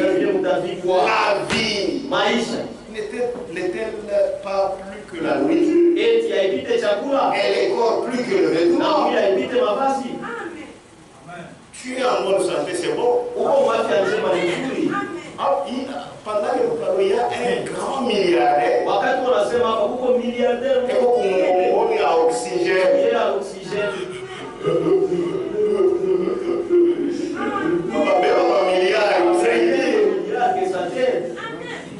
Il n'a même pas l'appétit. Il y a tout qu'à pomme. Manger seulement la pomme ici. Amen. Mais toi, tu n'as rien. Appétit fou. C'est la grâce. Amen. Amen. La vie n'est-elle pas plus que la nourriture? Et le corps plus que le vêtement? Amen. Amen. Amen. C'est la vérité.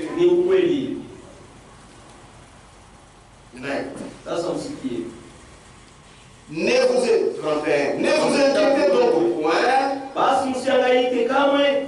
et ne dites pas que mangerons-nous, que boirons-nous.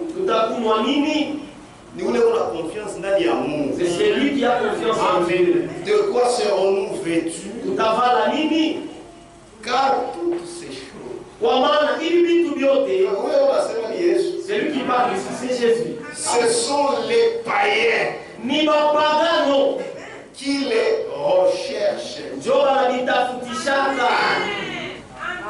Il ne dit pas qu'il les cherche. Mais qui les recherche. Mon frère le frère ne vient plus à l'église. Pourquoi? Non, frère, vous savez que alors tu te passes contre nous. Frère, d'abord, moi je le et puis tu te passes contre moi. Je n'ai pas à manger. Vous savez pas que je n'ai pas à manger? Ah non, frère. Non, nous sommes des frères, c'est dans la parole. Amen. Amen. Bougie Tony Baba Mungu Dieu la boue. La charge, c'est Dieu seul qui les prend. Toi, tu vas te décharger sur qui? Décharge-toi sur lui, sur Jésus. Car toutes ces choses, ce sont les païens qui les recherchent. Votre Père céleste sait que vous en avez besoin.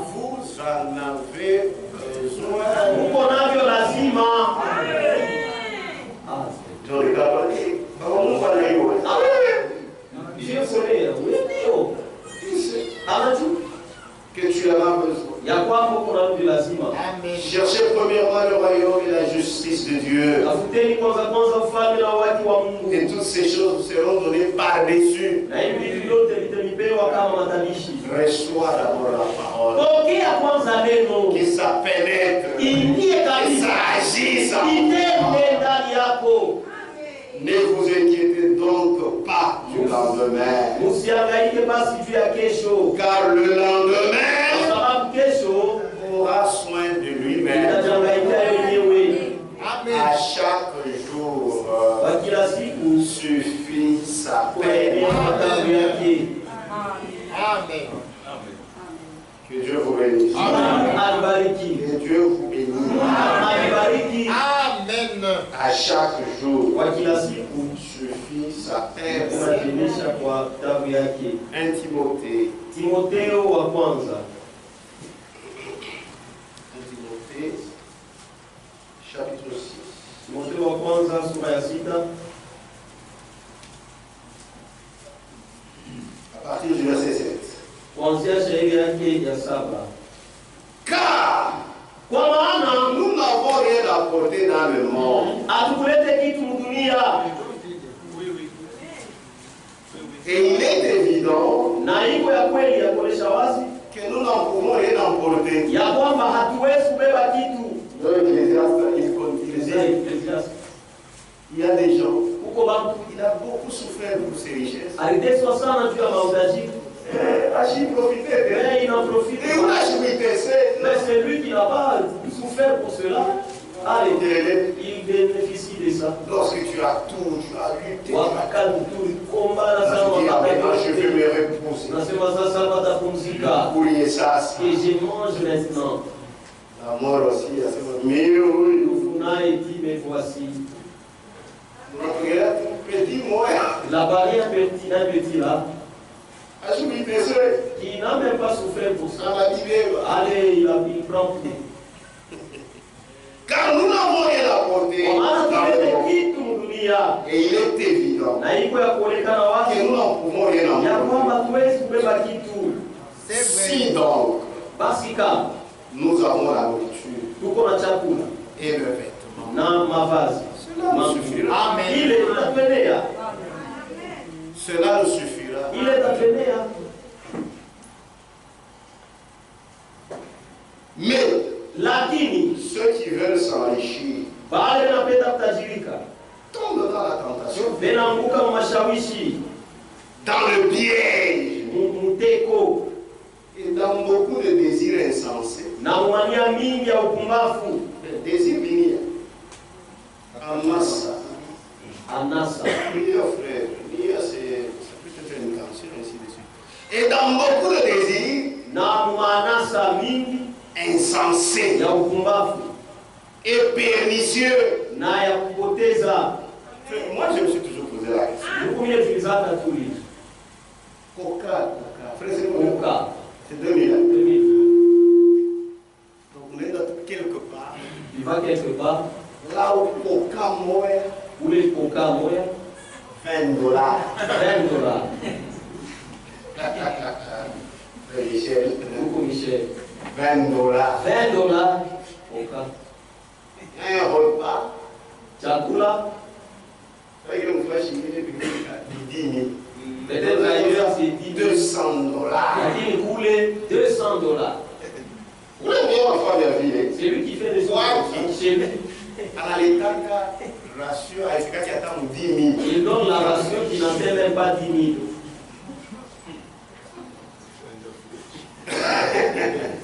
Mais il est là-bas. La qui est au poulet. Il gonfle même.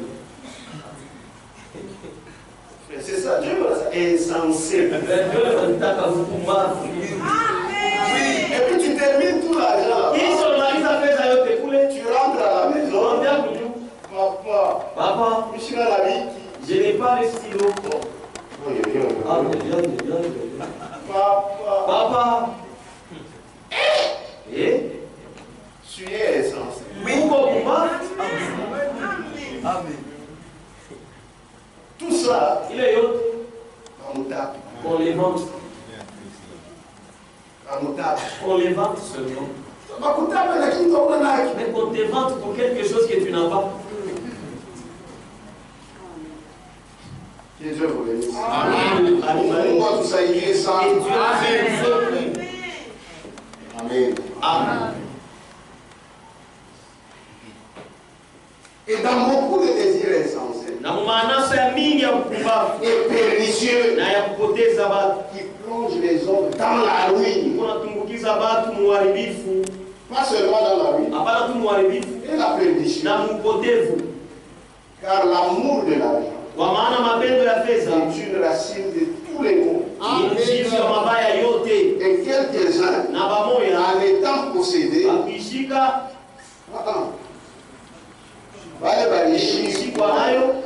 se sont égarés loin de la foi.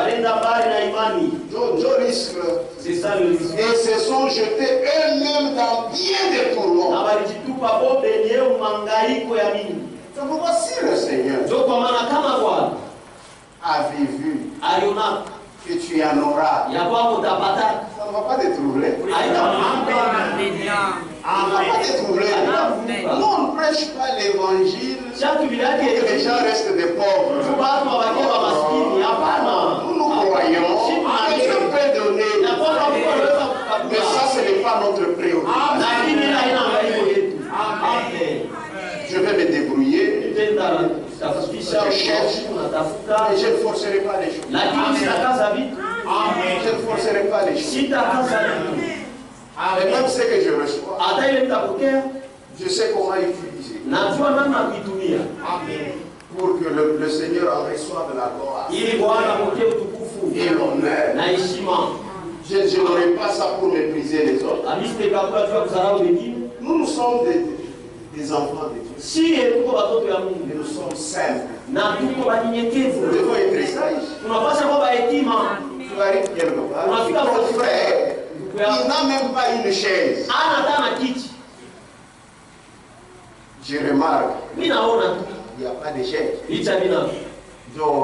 Alors tu commences. Frère, donne-nous les chaises que nous nous asseyons. Mais là, tu les blesses. Prends même la pierre, même une brique. Attention, voilà, même si tu es bien habillé, prends la brique là, assieds-toi. Tu se sentiras à l'aise. Encore une autre brique. Allez, la porte. Ça, oui. Unaona kuna kitu davantage. Juu ya kumpatisha tena haya sana. Donne-moi de l'eau fraîche. Quelqu'un qui n'a pas, il n'a pas de chaise. Et puis vous lui demandez de l'eau fraîche. Vous savez, la sagesse, c'est une très bonne. Oui, c'est ça. C'est aussi mettre les gens à l'aise. Amen. Vous savez, l'humilité, c'est quoi? Toi, tu parais comme si tu es au-dessus des autres. C'est toi qui dois t'humilier, tu dois te rabaisser. On s'apporte à manger avec appétit. Où il y en a appétit? On t'amène de l'eau. Le même assiette là, le style ancien là. On fait ça, tu nous saoules et tout. C'est pour avoir le micro, il t'a pour. Directement là, le micro va te tuer. Tu vas prier Dieu, non? Non, frère. On va pas nous. Moi, j'aime l'eau qui coule. Il n'a pas de kuna teremka. Tu les rends à l'aise. Ça parle, je ne vois pas ça pour les arts. Il a besoin aussi de toi.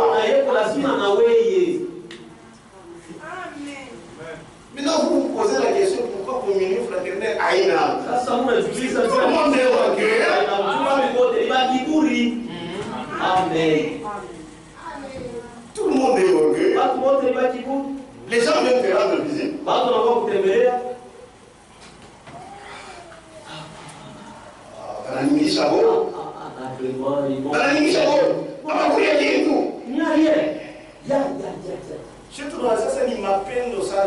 Nous pensons que c'est beaucoup d'amour. Alors que dans son cœur, il se dit, ils ne prennent de rien, vraiment de rien du tout. Si c'est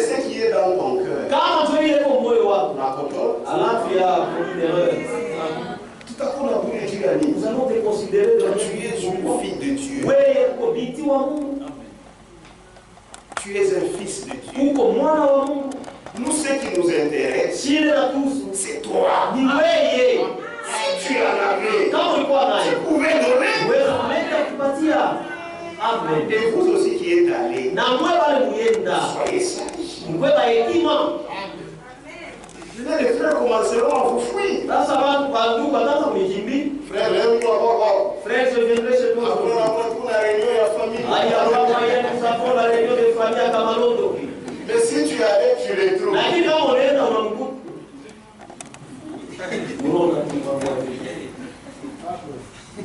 faut être sage. Amen. Que Dieu vous bénisse. Vous avez des moyens. C'est tout à fait normal. Vous avez des choses que les gens qui n'ont pas de moyens n'ont pas. Vous n'avez pas assisté. Mais assistez-les. Quelqu'un peut être là, il mange même la cure, non? Toi, tu ne l'as pas aidé. Tu vois où il s'aide. Frère, ma mort, il n'est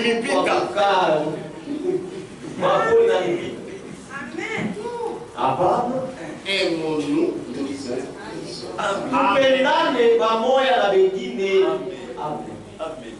Que les richesses ne nous troublent pas. Nous qui n'en avons pas, et ceux qui en ont, que cela ne nous sépare pas. Nous sommes des frères.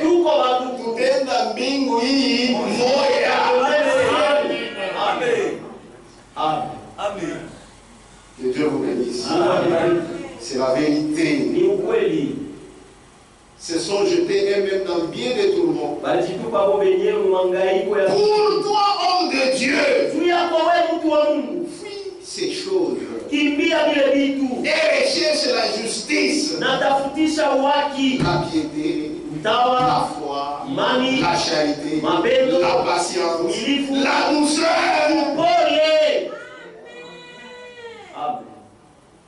Il n'est pas dit que la richesse est mauvaise, mais que ça ne soit pas votre préoccupation. Amen. Amen. Et si Dieu vous donne la richesse, n'y mettez pas votre confiance. Et faites aussi jouir de votre richesse les autres. C'est la vérité. Toujours là-bas, 1 Timothée chapitre 6, verset 17. Dans la Bible, il y a tous les conseils. Amen. Puisque les riches seront toujours là. Parce que les gens exagèrent. Ah frère. Frère, tout le monde a si banani. Les frères qui ont l'argent là, est-ce que réellement ils croient? On a maintenant de consoler. Tu veux commencer à me consoler? Qui vous a dit que si quelqu'un a l'argent, il ne croit pas? Hein? Il faut être équilibré. Amen. Amen. Recommande aux riches du présent siècle de ne pas être orgueilleux et de ne pas mettre leur espérance dans des richesses incertaines.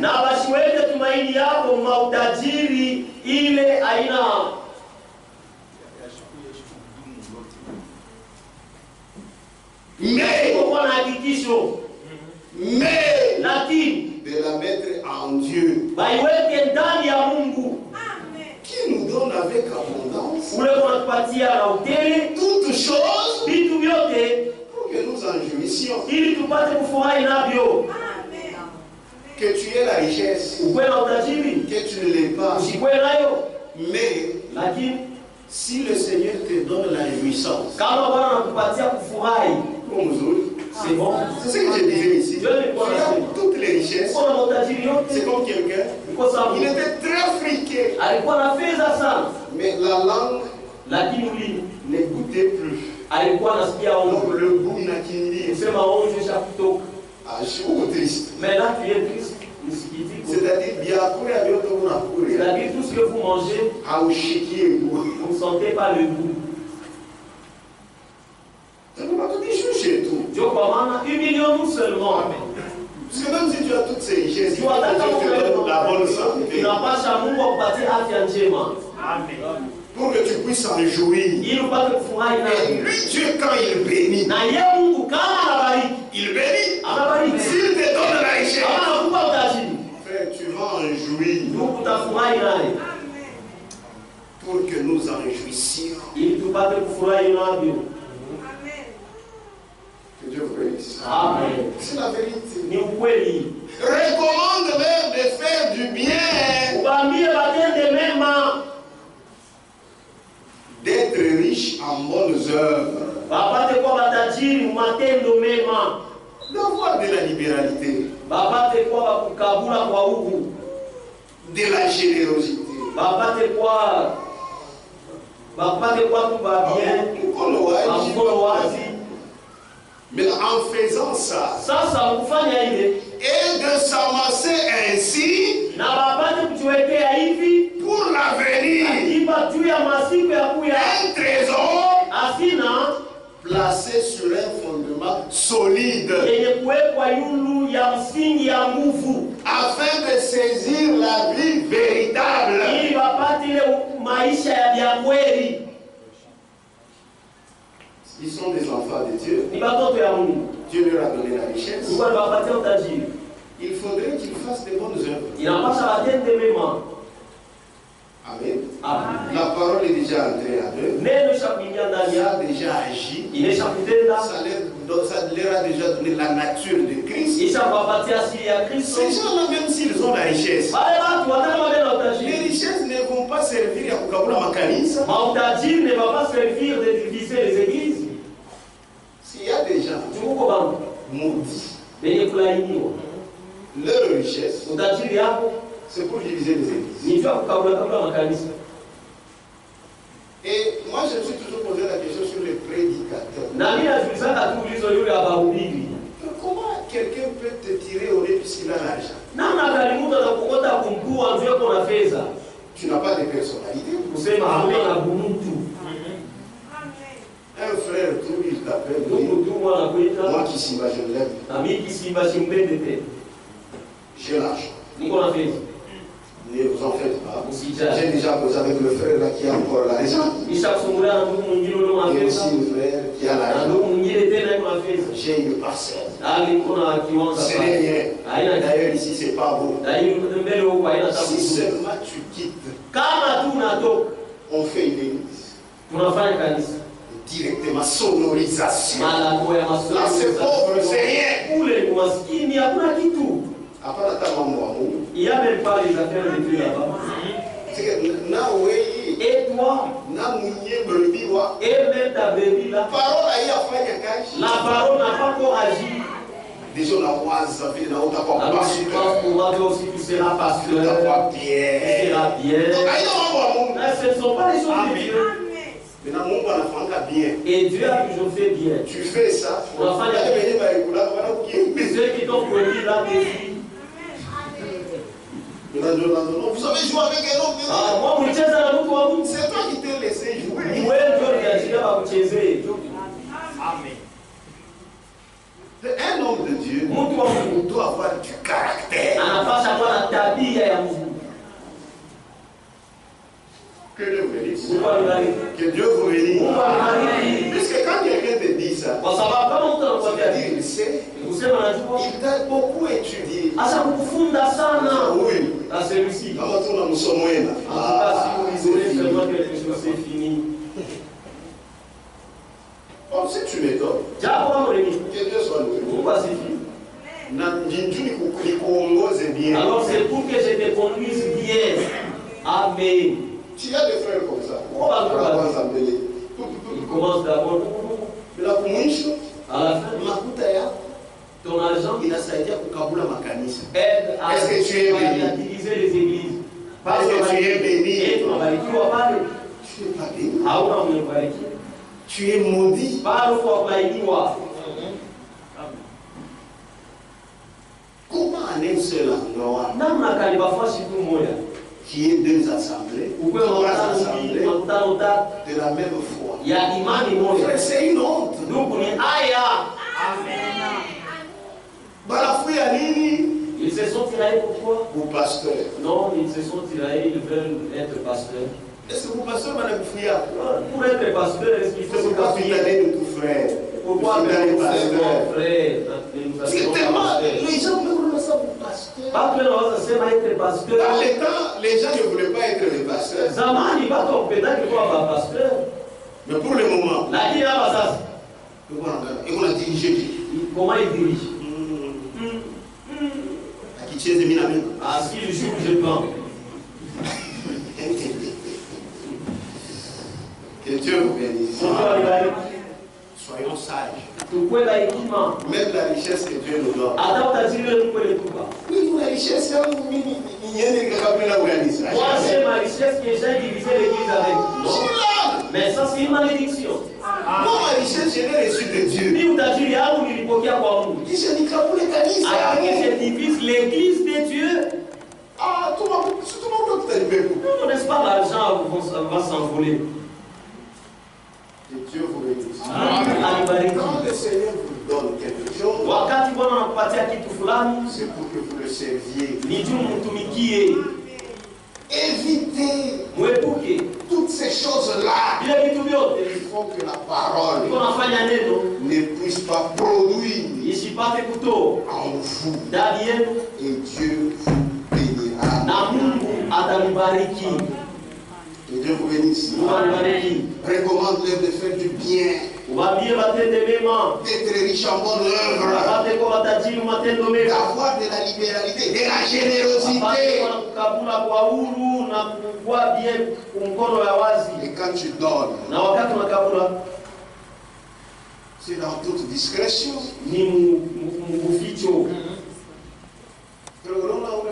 Frère, vous avez vu cette veste?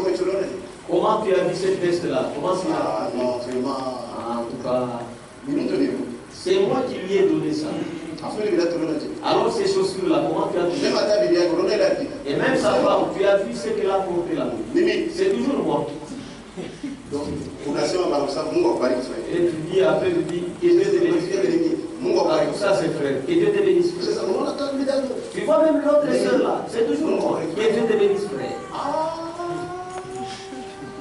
Tu dois même te gêner. Si moi on n'a pas ça tout déjeuner. Donc tu aimerais en tirer la gloire. C'est mon appel là, au bâti au Tukufu. À toi, ma politicien. Nous ne sommes pas des politiciens. Puisque les politiciens, quand ils donnent. Tu vas faire la siasa au Kabanatuleta, Barakabula, ma caméra. Ma caméra. Et on a fait il est chaîne, il faut. Et il dit sur la chaîne qui est venue prendre les images, et il faut qu'on fasse passer ça. Pour la visibilité. Tu vas pas te comprendre. Mais nous, on n'a pas besoin de ça. Le Seigneur, voilà. Il voit. Oui. Lui, il donne. Amen. Je sais qu'il y a des gens qui sont comme ça. Quand il y a des gens qui ont un peu de moyens, dans l'église. Oui, même à tel moment, c'est lui. Même ce que vous voyez, c'est lui. Dans cette église, vous êtes toujours ses frères, ses frères. Et chez Kakabou, les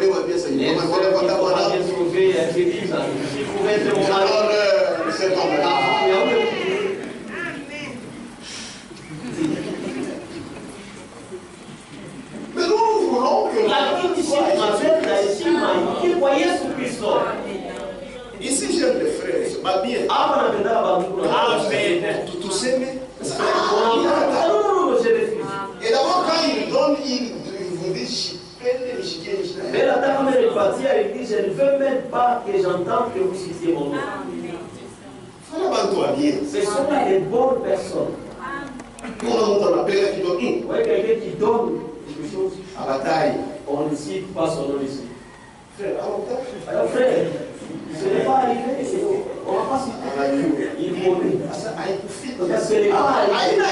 ce n'est pas que c'est son nom qu'on n'a pas cité. Maintenant une église comme ça. C'est fini. C'est l'église charnelle.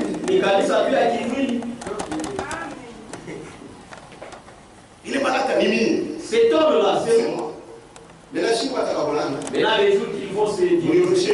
Non, vraiment les biens. Mais vous-même, vous les connaissez. Donc ça n'appartient pas à Dieu.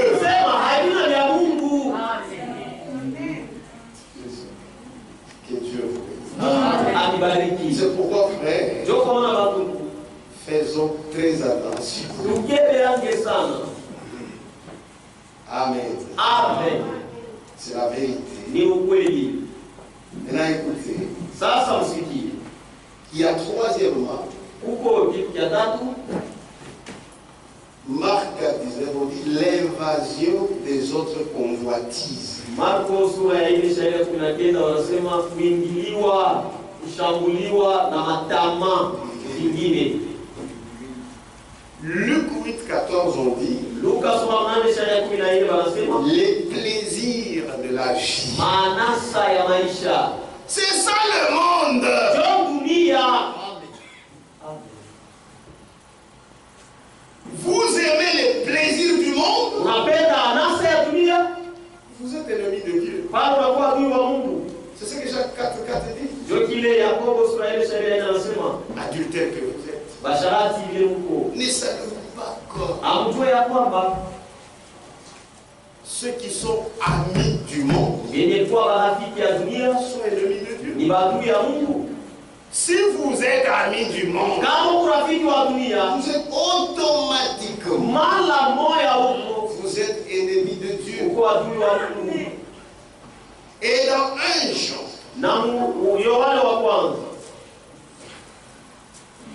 très important. Oh, message d'Abraham. Oh, le message d'Abraham. Est-ce que une Bible? C'est dans les brochures d'Abraham? Non, c'est dans la Bible. Amen. 1 Jean. Yohane wa kwanza. Chapitre 2. Sura ya pili.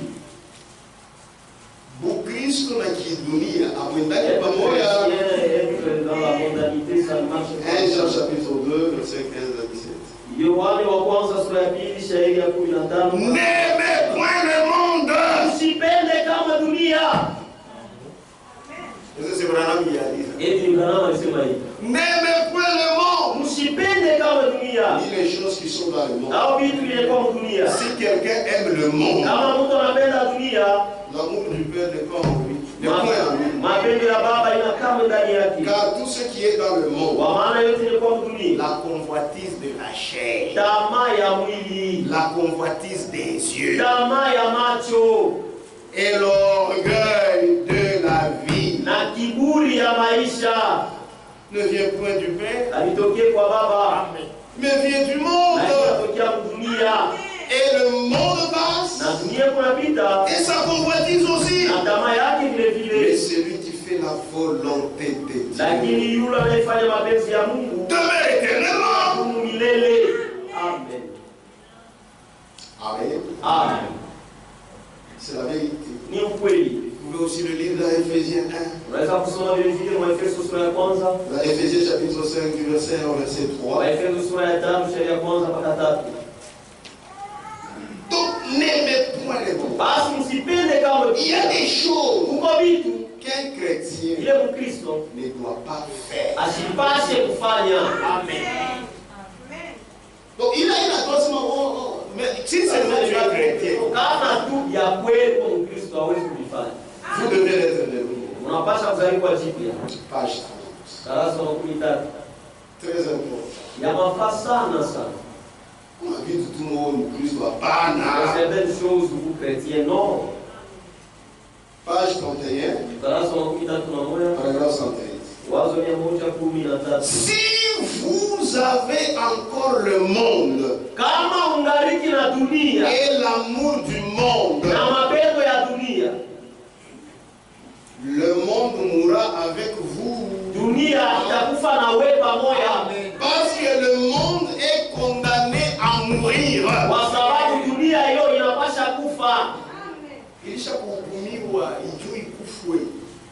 Dieu a condamné le monde. C'est le système du monde. Dieu l'a condamné. Et il doit mourir. Et si ce monde est en vous, vous mourrez avec ce monde. Oh là là. Je ne vois pas comment cela pourrait être plus clair. Voyez-vous? Enlevez tous les obstacles pour que la parole ait de la bonne place dans votre cœur. Quand vous recevez bien la parole, vous allez faire toutes les expériences du salut. Puisque vous avez bien reçu la parole. Et nous vivons dans un temps où la parole a été restaurée. C'est la prédication qui a été restaurée.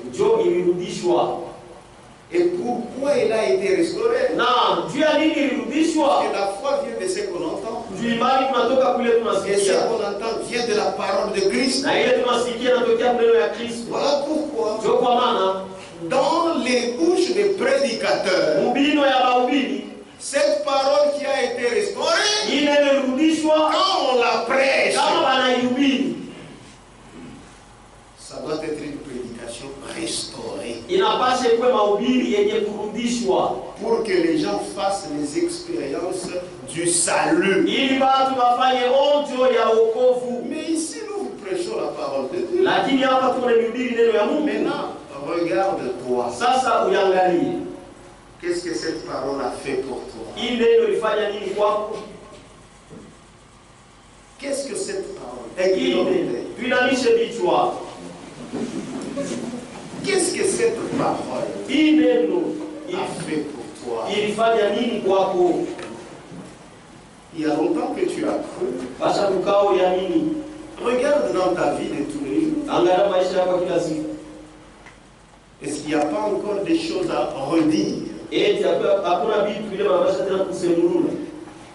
Des choses qu'il faudra corriger? Ne soyons pas orgueilleux. Dieu nous aime. Il nous a fait la grâce. Lui-même est venu.